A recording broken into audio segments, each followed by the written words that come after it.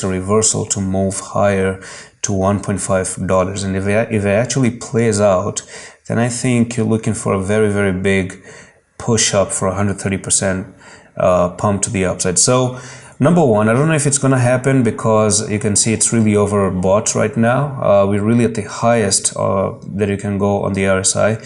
So the last time you're this high was back in 28 October 2021 and March and February as well. So this is the place where you end up coming up to and you lose the momentum to continue to move higher. So it's a pattern that is meant to be broken and continue higher, but unfortunately, with the RSI being so overbought like this, really overbought like hell, this can still end up coming down because now you have a doji. And let me tell you, in my opinion, this is your doji, a decision candle that appeared, and you can start to move lower. And if you end up dumping today to 0.5815 and close like this, you're going to make an evening star, and from here you're going to retrace down. Number one.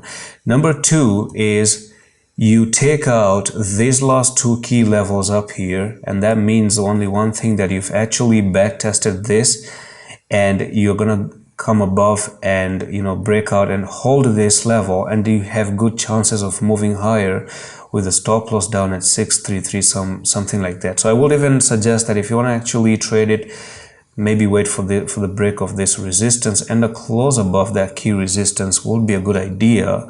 So right now, I'm just going to warn you that because the last time you made this dojis, let me show you from the previous history.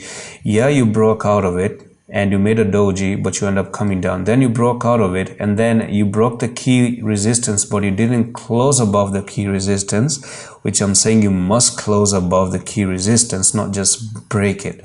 And you just took the stop losses of people and then went down. So people are going to place their stop loss here if they want a short, and I think the stop loss is going to be taken, and then it's going to go boom all the way to the downside. That's why closing above it and holding it as a retest is way more important to actually start a technical journey to come up to 1.5. So that's pretty much it for this update on Mana. I'm going to see you in the next one. Allah Hafiz.